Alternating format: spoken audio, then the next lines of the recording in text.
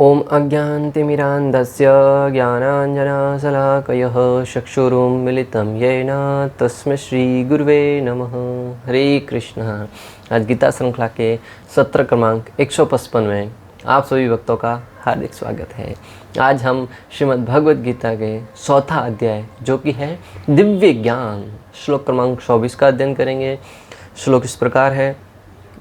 ब्रह्मार्पणं ब्रह्महवि ब्रह्माग्रो ब्रह्मणां हुतं ब्रह्मेव तेन गंतव्यं ब्रह्म कर्म समाधिना।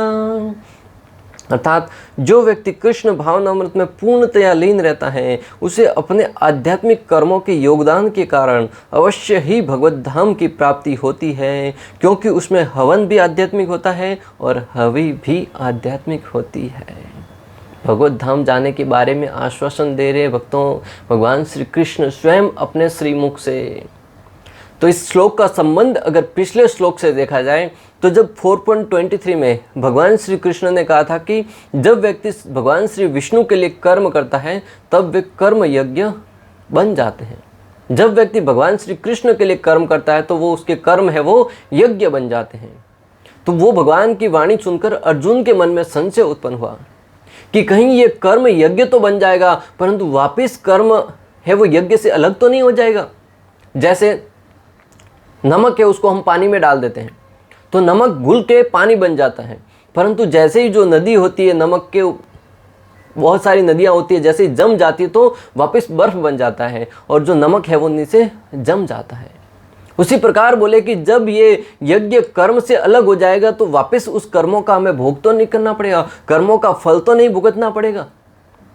इस संशय को दूर करते हुए भगवान श्री कृष्ण यहाँ पर अर्जुन के प्रश्न का उत्तर देंगे इस श्लोक में कि किस प्रकार जब व्यक्ति आध्यात्मिक कार्य करता है तब उसके कर्म है वो भी आध्यात्मिक बन जाते हैं। जैसे हवन करते समय जो उसके अंदर उपयोग करने वाली सामग्री हवि है वह भी आध्यात्मिक हो जाती है। यहाँ पे आध्यात्मिक के लिए ब्रह्म शब्द का उपयोग किया है। क्या कहा है? ब्रह्म अर्पणम ब्रह्म हवीर ब्रह्म अग्रो ब्राह्मणाम हुतम। इस श्लोक का ज़्यादातर जो मायावादी लोग हैं वो भी इस श्लोक का उपयोग करते हैं अपना मायावादी सिद्धांत स्थापित करने के लिए कि भगवान कह रहे हैं कि सब कुछ ब्रह्म है, सब कुछ ब्रह्म है यहाँ पे जो भी है, परंतु श्रील प्रभुपाद यहाँ पे ब्रह्म का अर्थ ब्रह्म न बताकर वो आध्यात्मिक बता रहे हैं। यहाँ पे जो ब्रह्म शब्द आया है वो आध्यात्मिकता का सूचक है। तो हमें बहुत ही बुद्धिमत्ता के साथ समझना होगा कि संस्कृत के कौन से शब्द का अर्थ क्या होता है। अगर हम अपनी बुद्धि से अपने सामर्थ्य से उसका अर्थ निकालने जाएंगे, उसको समझने का प्रयास करेंगे तो निश्चित रूप से हम गलती कर बैठेंगे। इसलिए अर्जुन की भांति हमें भगवान श्री कृष्ण के जो गुरु परंपरा में शिष्य आ रहे हैं उनके मुख से ही इस भगवद गीता को समझने का प्रयास करना चाहिए। तथाकथित लोगों के मुख से जिन्होंने न तो कभी गुरु परंपरा के बारे में सुना है न भगवान के अंदर उनको विश्वास है, उनके मुख से अगर समझने जाएंगे तो निश्चित रूप से हम गलत रास्ते पर चले जाएंगे। संस्कृत का एक ही शब्द हमें गलत रास्ते पर धकेलने के लिए काफ़ी है भक्तों। संस्कृत के एक ही श्लोक के अनेक अर्थ निकलते हैं। यहाँ पे मायावादी भी इस श्लोक के द्वारा सिद्ध करने का प्रयास करते हैं कि इस संसार में सब कुछ ब्रह्म है, जबकि ब्रह्म का वास्तविक अर्थ आध्यात्मिक है अर्थात भगवान है। ब्रह्म संहिता 5.33 में भी वर्णन आता है। एको अपैशो रस्युतम जगदंड कोटि यच्च अक्तिरस्ति जगदंड चयायदंत अंडांतरस्थ परमाणु चानांतरस्थम गोविंदमादि पुरुषम तमहम भजामि। जैसा कि यहाँ पे भगवान जो हवि है, जैसे जौ है, घी है, अनेक प्रकार के पदार्थ यज्ञ में उपयोग होने वाले हैं, उनको आध्यात्मिक कह रहे हैं अर्थात भगवान से तुलना कर रहे हैं कि वो सारी की सारी वस्तुओं में भगवान विद्यमान रहते हैं। उसका प्रमाण ब्रह्म संहिता में 5.35 में ब्रह्मा जी स्वयं कहते हैं कि भगवान है वो कण कण में विद्यमान है, कण कण में विद्यमान है और कण कण है वो भगवान में विद्यमान है। तो इस सिद्धांत को समझते हुए हम आसानी से इस पर भरोसा कर सकते हैं, विश्वास कर सकते हैं, समझ सकते हैं कि जो हवि है वो भी आध्यात्मिक है। आचार्यगण इस यज्ञ का जो उदाहरण है, दृष्टांत है, वो समझाते हुए कहते हैं कि जिस प्रकार आध्यात्मिक हवि है वो भी आध्यात्मिक है और उसको यज्ञ रूप में अर्पण करते हैं तो वो भगवान को प्रसन्न करती है, उसी प्रकार कलयुग के लिए कौन सा यज्ञ है? हरिनाम संकीर्तन। और हरिनाम संकीर्तन को हम किस प्रकार यज्ञ में अर्पित करें? एक संत बहुत ही सुंदर समझाते हुए कहते हैं कि जब कृष्ण रूपी नाम हमारे जिह्वा पर उच्चारण होता है, हरे कृष्ण कृष्ण कृष्ण हरे हरे, हरे राम राम राम हरे हरे, वो कृष्ण रूपी ध्वनि मुख से निकलती है ना, और यज्ञ कुंड क्या है? कान। और जो नाम निकल रहा है वो क्या है? कृष्ण, स्वयं श्री कृष्ण है। उस हवि को हम हमारे कान रूपी यज्ञ कुंड में जब आहुति देंगे और वो कानों के छिद्रों से होता हुआ जब हृदय के आंगन में पहुंचेगा तो परमात्मा है वो प्रसन्न हो जाएंगे। जिस प्रकार यज्ञ में आहुति देने से भगवान तुष्ट हो जाते हैं, उसी प्रकार हरिनाम रूपी मुख से, हरिनाम रूपी जो हवि है उसको मुख से उच्चारण करते हुए कानों के छिद्रों से होते हुए हृदय के आंगन में प्रवेश करवाएंगे। भगवान श्री कृष्ण निश्चित रूप से तृप्त हो जाएंगे और जीव का कल्याण हो जाएगा। भक्तों, इस श्लोक में भगवान विशेष रूप से 5 शिक्षाएं प्रदान करते हैं। तो आइए हम समझने का प्रयास करते हैं 5 शिक्षाएं क्या हैं। प्रथम है ब्रह्म अर्पणम, अर्थात ब्रह्म को ही अर्पण करना। तेरा तुझको अर्पण, ब्रह्म अर्पणम अर्थात भगवान को ही अर्पण करना, ब्रह्म को ही अर्पण करना। भगवान 1.2.11 में वर्णन आता है, भागवतम में वर्णन आता है कि परम सत्य श्री कृष्ण को जानने के 3 स्तर हैं। श्रीमद् भागवतम 1.2.11 में वर्णन आता है कि भगवान श्री कृष्ण को जानने के 3 स्तर हैं। कौन कौन से? ब्रह्म, परमात्मा और भगवान। व्यक्ति पिछले हम पहले पढ़ चुके हैं कि व्यक्ति अपने अपने स्तर के अनुसार जानता है। कोई ब्रह्म तक सीमित रहता है, कोई परमात्मा तक और कोई साक्षात भगवान श्री कृष्ण तक। तो जो दोनों विधि है वो भी गलत नहीं है, परंतु अपूर्ण है। हमने दृष्टांत द्वारा भी समझा था ट्रेन का, अगर आपको ज्ञात होगा तो किस प्रकार जो व्यक्ति ट्रेन के बारे में पूरी जानकारी प्राप्त करके आता है वह भगवान के शाश्वत स्वभाव के बारे में पूर्ण जानकारी अर्जित कर सकता है। और भागवतम के माध्यम से भगवान के हर एक गुण के बारे में हम बहुत ही अच्छे से पढ़ सकते हैं, समझ सकते हैं। जो ब्रह्म है वो ज्ञानी लोग हैं, भगवान के ब्रह्म स्तर तक ही पहुंच पाते हैं, और जो योगी है वो परमात्मा स्तर तक पहुंचते हैं। परंतु जो भक्त है वो भगवान के साक्षात साकार रूप को जान पाते हैं। भक्त्या माम अभिजानाति, भक्ति के द्वारा ही भगवान के साक्षात जो विग्रह रूप है, जो साकार रूप है, उसके बारे में हम जानकर तभी तो हम उनके साथ आदान प्रदान कर पाएंगे। अगर भगवान निराकार है तो फिर भोग किसको लगाए? भगवान को मुख ही नहीं है तो भोजन स्वीकार कैसे करेंगे? अनेक जगह वर्णन आता, भगवान के बहुत सुंदर अंगों का दृष्टांत आता है कि भगवान के अक्सर मायावादी है वो भी भगवान के अंगों से जब चतुर्वर्ण्य की बात आती है तो तुलना करते हैं। ब्राह्मण भगवान का सर है, क्षत्रिय भगवान की भुजाएं हैं, वैश्य भगवान का उदर है और जो शूद्र है भगवान का शरण है।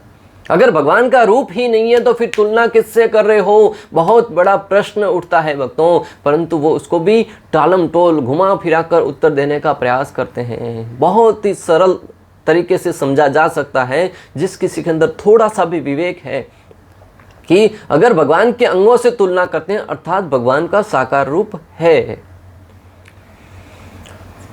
भगवान इस श्लोक में ब्रह्म शब्द का प्रयोग करते हैं ताकि ज्ञानियों की भी श्रद्धा बनी रहे।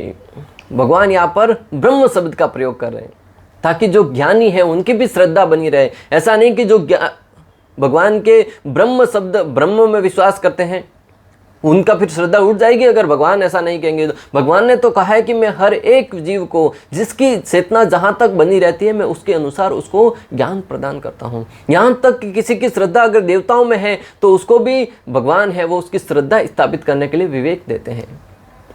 वरना भगवान आगे हम देखेंगे कि भगवान ने किस प्रकार अपने बारे में 16.90 में है वहाँ पे अहम का प्रयोग किया है। अपने लिए अहम कहा, क्या कहा है? अहम क्रतुर अहम यज्ञ स्वधा अहम अहम औषधिम मंत्रो अहम अहम एव आज्यम अहम अग्निर अहम हुतम। हर जगह पे मैं अपने बारे में ही लिखा है, किंतु मैं ही कर्मकांड में, मैं ही यज्ञ, पितरों को दिया जाने वाला तर्पण, औषधि, दिव्य ध्वनि, घी, अग्नि तथा आहुति मैं ही हूँ। यहाँ पे क्या कहा है? ब्रह्म कहा है। और जब अर्जुन भगवान की पूर्ण शरणागति प्रदान करते हुए जब भगवान श्री कृष्ण अर्जुन के समक्ष बोल रहे होते हैं तब क्या कह रहे हैं कि ये सब मैं ही हूँ। और जो ब्रह्म के बारे में जिसकी श्रद्धा है, उसकी श्रद्धा स्थापित करने के लिए अहम ब्रह्म का प्रयोग करें, अहम की जगह पे ब्रह्म शब्द का प्रयोग करें। उसी के अगले श्लोक 9.17 में भगवान कहते हैं, पिता अहमस्य जगतो माता धाता पितामह वेदम पवित्रम ओमकार ऋगछामि यजुरेव च। यहाँ पे भी अहम शब्द का प्रयोग किया है कि मैं ही हर एक जीव का पिता, माता और दाता, यानी कि सब कुछ मैं ही हूँ। इस बात से हम समझ सकते हैं कि भगवान श्री कृष्ण है वो साकार रूप में है और हर एक की उत्पत्ति के कारण है। 9.16 और 17 भागवतम में अहम शब्द का प्रयोग करते हैं, भगवत गीता में अहम शब्द का प्रयोग करते हैं। 9.27 में भी मद अर्पणम शब्द का प्रयोग करते हैं। और आचार्यगण समझाते हैं कि जो भगवत गीता 9.27 है उसमें भी भगवान कृष्ण कहते हैं, यत् करोसि यदसनासि यज्जुहोसि ददासि यत् पश्यसि कौन्तेय तत् कुरुस्व मदर्पणम। अंत में क्या कहा? मद अर्पणम, अर्थात कुरुस्व मत, मुझको अर्पण, भेंट रूप में मुझको अर्पण करो। हे कुंती पुत्र, तुम जो कुछ करते हो, जो कुछ खाते हो, जो कुछ अर्पित करते हो, यहाँ दान देते हो और जो भी तपस्या करते हो उसे मुझे अर्पित करते हुए करो। यहाँ पे खुल के अर्जुन के समक्ष कह रहे हैं कि जो कुछ भी कार्य करते हो मुझ श्री कृष्ण को अर्पण करते हुए कहो। भक्तों, ऐसा कोई भगवान का अवतार नहीं है जिन्होंने इतना दृढ़ श्रद्धा के साथ इतना खुलकर कहा हो कि मैं ही ईश्वर हूँ, मैं ही परमेश्वर हूँ। कई धर्मों में, कई आस्थाओं में जहाँ कहीं भी भगवान प्रकट हुए हैं, कभी अपने दूत के रूप में, कहीं अपने भक्तों के रूप में आए हैं, कभी अपने अंश अवतार के रूप में आए हैं, कहीं हर जगह कहा है कि भगवान एक है। मैं या तो उनका पुत्र हूँ या मैं उनका पैगंबर हूँ, परंतु श्री कृष्ण अकेले ऐसे हैं जो दावे के साथ, जो डंके की सोट पर कह रहे हैं, अहम सर्वस्य प्रभो, मैं सबका प्रभु हूँ। तो भक्तों, अगर हमारे अंदर थोड़ी बहुत बुद्धिमानी होगी तो हम तुरंत उनको शरणागति दे देंगे। और ये भगवत गीता लिखी जब वेद व्यास जी इसका संकलन कर रहे थे, तब स्वयं गणेश जी ने इसको समझ कर लिखा है। ये साबित करता है कि ये जो भगवत गीता है वो पूर्ण रूप से प्रमाणिक है। गणेश जी को हम आराध्य मानते हैं, कोई भी कार्य करने से पहले गणेश जी की पूजा करते हैं, और सब उन्होंने स्वयं समझकर लिखा है, तो हमें उनकी बात पर श्रद्धा करना बहुत ही आवश्यक है। पहली बात तो श्री कृष्ण ने कहा है तो हमारी पूर्ण श्रद्धा है, परंतु अगर कोई संकालु व्यक्ति इस बात को न माने कि ये हो सकता है अहंकार से कह रहे हो, तो गणेश जी की बात पर तो हमें श्रद्धा करनी नितांत आवश्यक है। पद्म पुराण के पाताल खंड में भगवान भोलेनाथ माता पार्वती से भगवान श्री कृष्ण की महिमा का यशोगान करते हैं, भगवान के धाम के बारे में और भगवान के बारे में क्या कहते हैं। श्री कृष्ण का धाम गोलोक वृंदावन ही पूर्ण ब्रह्म का स्वरूप है। भगवान भोलेनाथ कह रहे, भक्तों ध्यान से सुनिएगा, पद्म पुराण में माता पार्वती से कि जो भगवान श्री कृष्ण का नित्य धाम गोलोक वृंदावन है वही ब्रह्म का शाश्वत स्वरूप है। अर्थात भगवान श्री कृष्ण के शरीर से जो दिव्य कांति निकलती है, दिव्य ज्योति निकलती है, वो वहाँ पर नित्य रूप में प्रकाशित होती है और उसी को ब्रह्म स्वरूप कहा गया है। जो भगवान के शरीर से दिव्य ज्योति निकलती है, जो ज्ञानी जन है वो उस तक ही सीमित रहते हैं कि यही सब कुछ है। जिस प्रकार सूर्य से रोशनी निकलती है तो हम सूर्य की रोशनी को देखकर यह नहीं कह सकते कि मात्र रोशनी ही है। रोशनी है अर्थात पीछे सूर्य भी होगा, सूर्य है तभी तो रोशनी प्रकट हो रही है। जो व्यक्ति बुद्धिमान है वो शास्त्रों के माध्यम से समझेगा कि सूर्य देव विवस्वान के रूप में वहां पर मौजूद है। आगे क्या कह रहे हैं, गोलोक वृंदावनी पूर्ण ब्रह्म का स्वरूप है, ब्रह्म आनंद में है, वहां दुख का स्थान नहीं है। वहां पर भगवान के धाम में दुख का लेस मात्र भी स्थान नहीं है। तुझे ऐसे एक गाना भी आया था, अगर आपको ध्यान होगा तो, तुझे लेके चलूं एक ऐसे गगन के तले, जहाँ दुख भी न हो, जहाँ गम भी न हो, फिर सिर्फ प्यार ही प्यार पले। हम गाने के तो नहीं समझ पाएंगे, परंतु गाने का जो अर्थ है उसको अगर समझने का प्रयास करें, गाना ठीक से गाएं न गाएं कोई बात नहीं, परंतु गाना बहुत अच्छा था। कि हाँ, तुझे ऐसे स्थान पर लेके चलता हूँ जहाँ पर दुख भी न हो, गम भी न हो, मात्र प्यार ही प्यार परे। इस धरती पर है कोई ऐसा स्थान जहाँ पर दुख भी न हो, संकट भी न हो, कष्ट भी न हो, पूर्ण रूप से शांत वातावरण हो? यह वर्णन आता है गोलोक धाम के बारे में। मात्र प्रेम ही प्रेम पलता है, किसी प्रकार का कोई गम नहीं है, किसी प्रकार का कोई संकट नहीं है, कोई कष्ट नहीं है। हर एक व्यक्ति मात्र प्रेम करता हुआ प्रतीत होता है। दृष्टांत भक्तों, उसकी एक झलक देखनी है तो आप हरे कृष्णा मूवमेंट में प्रवेश करके देखिए भक्तों। जो कृष्ण भावनामृत है उसमें आप उस स्थान की गोलोक धाम की झलक देख सकते हैं। वहां पर कई लोग कई स्थानों से, किसी जाति धर्म से वहां पे आते हैं। कौन है कोई नहीं जानता, परंतु जैसे ही एक दूसरे को देखते हैं स्वाभाविक ही उनके हृदय में प्रेम प्रकट होता है। स्वाभाविक सम्मान के साथ उनका सर झुक जाता है। हरे कृष्णा प्रभु जी, हरे कृष्णा माता जी, कैसा प्रेम से वार्तालाप करते हैं। जैसे ही तिलक लगाया हुआ, कंठी माला हुआ व्यक्ति को देखते हैं, तुरंत अंदर से उसके प्रति स्वाभाविक ही प्रेम प्रकट होता है। ये क्यों होता है? क्योंकि एक दूसरे के भगवान श्री कृष्ण के दोनों अंश हैं और दोनों अपने आप को भगवान का अंश होने के नाते आपस में भाई है, आपस में रिश्तेदार हैं। जो व्यक्ति इस दिव्य चेतना को उजागर कर देता है, प्रकट कर देता है, वो इस बात को भली भांति जान पाएगा कि किस प्रकार हम भगवान के नित्य दास हैं और हर एक जीव हमारा समकक्षी, हमारा हितैषी, हमारा मित्र है। आगे शिव जी कहते हैं, श्री कृष्ण ही परम ब्रह्म है और वे वृंदावन में निवास करते हैं। श्री कृष्ण आनंद के स्वरूप हैं। श्री कृष्ण है वो आनंद के स्वरूप हैं। ईश्वर परम कृष्ण सच्चिदानंद विग्रह। ब्रह्मा जी भी कहते हैं आनंद के स्वरूप है। भगवान भोलेनाथ भी कह रहे हैं कि श्री कृष्ण ही आनंद के स्वरूप हैं। उनके अंदर संगीत, नृत्य और वार्तालाप की अद्भुत योग्यता है। जो सारी की सारी संगीत योग्यता की कलाएं हैं ना, वो भगवान से आती हैं। भगवान के अंदर संपूर्ण मात्रा में संगीत है, कला है, नृत्य है। इनकी सारी की सारी कलाएं भगवान के अंदर विद्यमान हैं। अरे भगवान ने कालिया नाग के फन पर नृत्य किया भक्तों। एक सर्प का जो शरीर है वो कितना फिसलना होता है, हम सर्प को हाथ में पकड़ भी नहीं पाएंगे, फिसल जाता है हाथ से। और उस स्थान पर श्री कृष्ण उसके फन पर नृत्य कर रहे हैं। कितना टैलेंट चाहिए ना, कितना अंदर कलाबाजी करने के लिए अंदर शक्ति चाहिए। और उस अवस्था में भी भगवान गिर नहीं रहे, वो भी समुद्र के अंदर।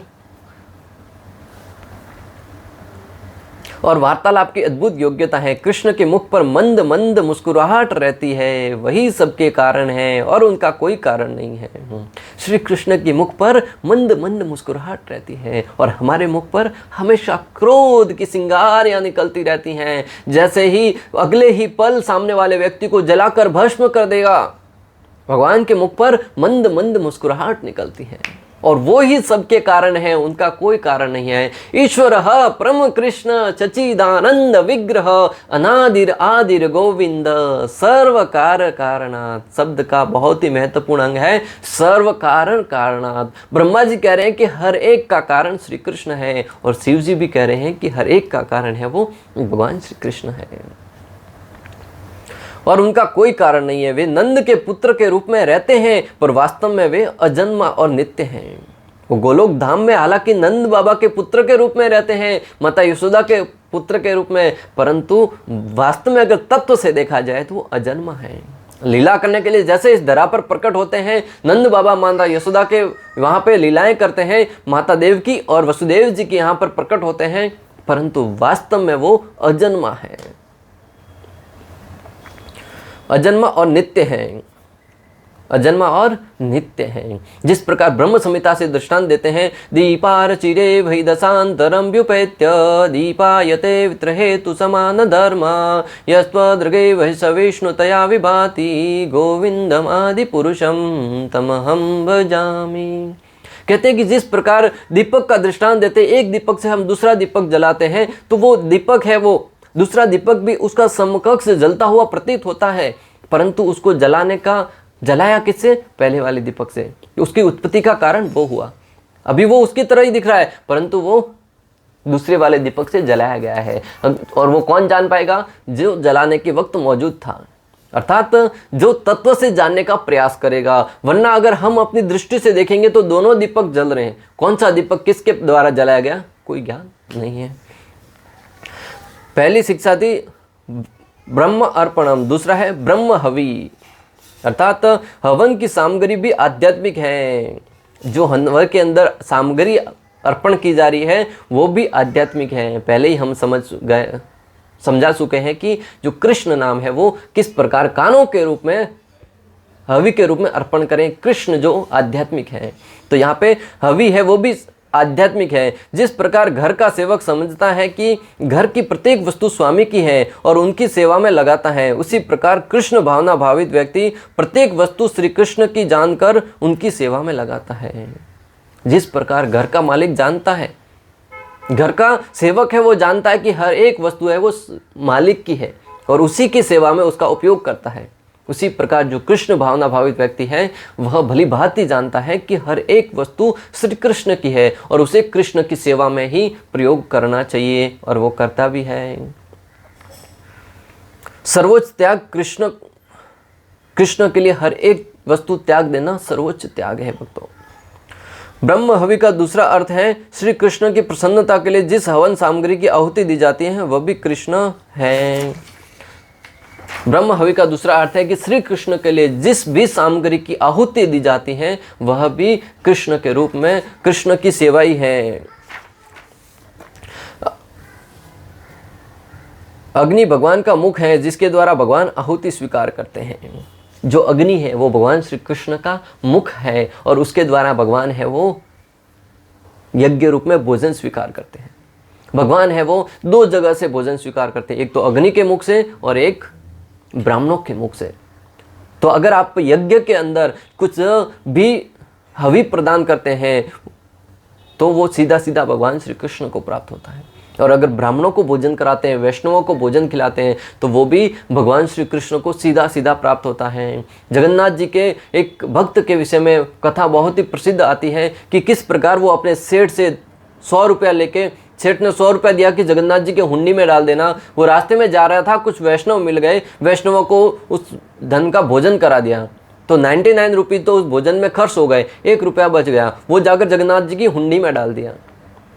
जगन्नाथ जी रात को उस सेठ के स्वप्न में आए, बोले कि कैसे हो, सब हालचाल पूछा, क्योंकि वैष्णवों की सेवा करिए, भगवान प्रसन्न हो गए। तब सेठ ने पूछने के लिए कि मैंने आपके लिए 100 रुपया भेजा था, मिला कि नहीं? भगवान ने कहा कि 99 रुपये तो मिल गए, परंतु 1 रुपये का हिसाब अभी नहीं मिला है, शायद हुंडी में डाला होगा, बाद में मिल जाएगा। फिर वो जब व्यक्ति वापस लौट के आया, उसने सारा वृतांत पूछे, बोले 99 तो भगवान को मिल गए, 1 क्यों नहीं मिला? तब उसने सारा वृतांत कह सुनाया कि 99 रुपये जो है वो भगवान के भक्तों की सेवा में लगाए और 1 रुपया हुंडी में डाला है। अभी हुंडी खुलेगी, सेवा में लगेगा, तब उसका हिसाब भी जगन्नाथ जी को मिल जाएगा। तो बहुत ही सरल सिद्धांत, समझने वाली बात है भक्तों कि जब भगवान श्री कृष्ण के भक्तों की सेवा करते हैं, उसको प्रसाद खिलाते हैं, तो वो प्रसाद रूप में स्वयं भगवान श्री हरि उसको स्वीकार कर लेते हैं।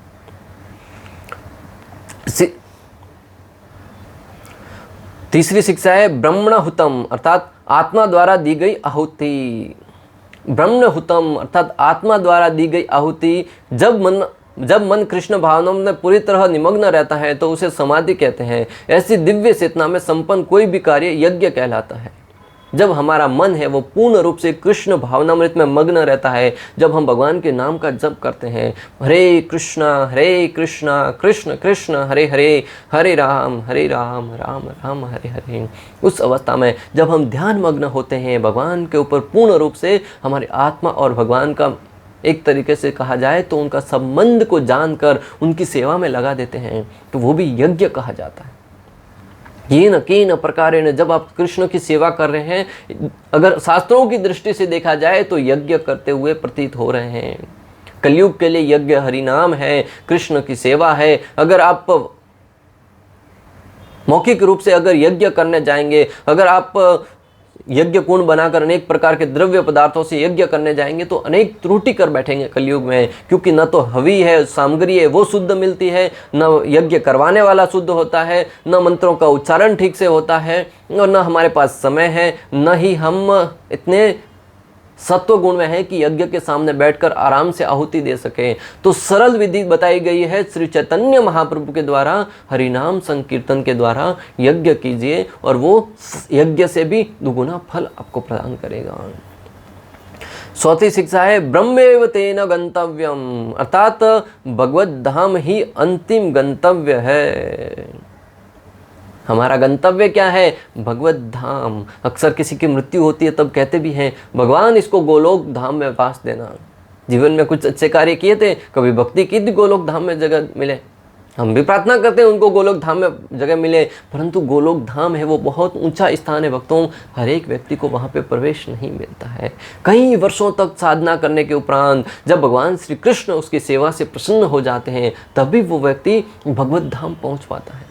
और ये मैं नहीं कह रहा हूँ, भगवान श्री कृष्ण स्वयं भगवत गीता में कहते हैं मनुष्याणाम सहस्रेषु कच्चित् ततै सिद्धय यत्तामपि सिद्धानाम कच्चित् माम वेति तत्वतः। इस जगत के कितने मनुष्य उसमें से कुछ एक व्यक्ति है वो मेरी भक्ति में आ पाते हैं, और उस भक्ति में भी कुछ एक व्यक्ति है जो विरले व्यक्ति ही मेरे धाम को प्राप्त कर पाते हैं। इस बात से हम समझ सकते हैं कि भगवत धाम है वो कितना महत्वपूर्ण है, हमें हमारा गंतव्य है वो भगवत धाम है। और जीवन में इस प्रकार कार्य कीजिए कि हम मृत्यु के उपरांत भगवान के धाम में जाने के लिए अधिकारी बन जाएं। जिस व्यक्ति के अंदर उपयुक्त योग्यता हो वह भगवत धाम जा सकता है। भगवान अर्जुन से कहते हैं कि जिस ब्रह्म की मैं बात कर रहा हूँ वह कोई निराकार ज्योति नहीं है, बल्कि मेरा दिव्य धाम है जो हर एक दुख और माया से परे है। भगवान श्री कृष्ण कहते हैं कि जिस ब्रह्म की मैं बात कर रहा हूँ वो कोई निराकार ब्रह्म ज्योति नहीं है, वो साक्षात मेरा साकार धाम है और मैं साकार रूप में वहाँ पे रहता हूँ, उस स्थान की बात कर रहा हूँ। और भगवान के धाम की महिमा का वर्णन करते हुए ब्रह्मा जी ब्रह्म संहिता में कहते हैं चिंतामणि प्रकर सद्म सुकल्प वृक्ष लक्षावृतेषु शूरभिरभिपालयन्तम् लक्ष्मी सहस्त सतसंभ्रसेव्यमानं गोविंदम आदि पुरुषम तमहं भजामि। चिंतामणि प्रकर सद्म सुकल्प वृक्ष, भगवान के धाम में चिंतामणि है, वहाँ पे कल्प वृक्ष अनेक हैं। अगर इस श्लोक की व्याख्या करने जाए तो भक्तों बहुत लंबा समय लगेगा, परंतु सार रूप में बताता हूँ कि भगवान का जो धाम है वहाँ पर चिंतामणि है, वहाँ पर अनेक प्रकार के कल्प वृक्ष हैं जिससे जो कुछ मांगो वो प्राप्त हो जाएगा। करोड़ों करोड़ों लक्ष्मियां हैं वो भगवान की सेवा के लिए हमेशा लाइन में लगी रहती हैं। और भगवान श्री कृष्ण भी अपने धाम के बारे में महिमा का वर्णन करते हुए कहते हैं न तद्भाषते सूर्यो न शशांको न पावकः यद् गत्वा न निवर्तन्ते तद्धामं परम मम। भगवद गीता 15.6 में कहते हैं कि वह मेरा परम धाम न तो सूर्य या चंद्र के द्वारा प्रकाशित होता है न अग्नि या बिजली से। जो लोग वहां पहुंच जाते हैं वे इस भौतिक जगत में फिर से नहीं लौट आते। भगवान के धाम में ये बिजली, सूर्य, चंद्रमा किसी की भी आवश्यकता नहीं है, वो भगवान के दिव्य ज्योति से हमेशा प्रकाशमान होता रहता है। ऐसे धाम में जो कौन जाना नहीं पसंद करेगा, जहाँ न दुख भी हो गम भी ना हो, मात्र प्रेम ही प्रेम पले। पांचवी शिक्षा है ब्रह्म कर्म समाधिना, अर्थात समाधि की अवस्था में व्यक्ति भगवान के ध्यान में मग्न रहता है। समाधि की अवस्था में भक्त है वो भगवान के ध्यान में मग्न रहता है। और समाधि की स्थिति क्या है? कृष्ण सेवा। पहले जैसे लोग हजारों साल तक बैठकर समाधि में प्रवेश करते थे, खाने पीने का कुछ ध्यान नहीं रहता था। आज भक्त जब हाथ में माला जप करते हुए कृष्ण के नाम का उच्चारण करता है, हरे कृष्णा कृष्ण कृष्ण हरे हरे, हरे राम राम राम हरे हरे, ये एक प्रकार से समाधि है। क्योंकि कलयुग का जीव इतना विचलित है, अरे 2 घंटा तो छोड़ो, 5 मिनट में उसको मोबाइल देखने को चाहिए होता है, 10 मिनट में कुछ खाने के लिए चाहिए होता है, कहीं ना कहीं किसी के विषय में देखने के लिए होता है, सुनने के लिए चाहिए होता है। और उस अवस्था में एक भक्त है वो 2 घंटा निकाल कर एक ही स्थान पर बैठकर पूर्ण ध्यान के साथ मोबाइल को जीवन से निकालकर, अनेक प्रकार के व्यर्थ के अनर्थों को निकालकर ध्यान पूर्वक भगवान के नाम का जप करता है, वो समाधि में स्थित हो रहा है। भक्तों, किसी को 5 मिनट के लिए एक स्थान पर बिठा के तो दिखाओ, विचलित हो जाएगा। जैसे ही आंख बंद करेगा मन में कुछ भी स्वप्न चलने लगेंगे, कुछ और स्मरण होता आएगा, और अगर कुछ नहीं आया तो निद्रा अवस्था उसको ग्रसित कर लेगी। है कि नहीं महान स्थिति भक्त की?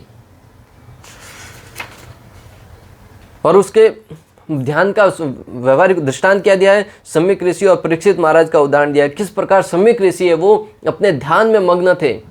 उस अवस्था में परीक्षित महाराज आए जो राजा थे, फिर भी उनको ध्यान नहीं रहा। क्यों? भगवान के ध्यान में मग्न थे। परीक्षित महाराज ने उनकी परीक्षा लेने के लिए कि वास्तव में ध्यान में बैठा है कि मुझे देख के आंख बंद करी है, एक सर्प लेकर उसके गले में डाल दिया, तब भी उनको कोई ध्यान नहीं रहा। वो तो ठीक है, उनके पुत्र श्रृंगी ने उनको श्राप दे दिया, ये भी भगवान की लीलाएं थी, परंतु यहाँ पे दृष्टांत किया आया कि सम्यक ऋषि थे, वो कितने ध्यान मग्न होकर भगवान श्री कृष्ण की आराधना कर रहे थे, भगवान के ध्यान कर रहे थे। ऐसे हम भी जब ध्यान पूर्वक भगवान के नाम का जप करेंगे ना, एक हाथ में मोबाइल है, दूसरे हाथ में माला कर रहे हैं, इसी उंगली से घुमाते हैं। प्रभुपाद जी को पता होता है ये उंगली इतनी काम में लेंगे लोग, तो इस उंगली को भी अंदर रखने के लिए बोलते, तो वो ध्यान नहीं है भक्तों।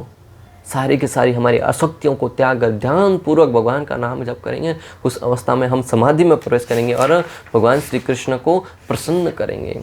इस प्रकार श्लोक क्रमांक 24 का भक्ति वेदांत तात्पर्य पूर्ण हुआ। अंत तक हमारे साथ बने रहने के लिए आप सभी का हृदयपूर्वक प्रेम पूर्वक बहुत बहुत धन्यवाद। श्रील प्रभुपाद की जय, श्री श्री राधा गोपीनाथ भगवान की जय, श्रीमद् भगवद गीता की जय। हरे कृष्ण कृष्ण कृष्ण हरे हरे, हरे राम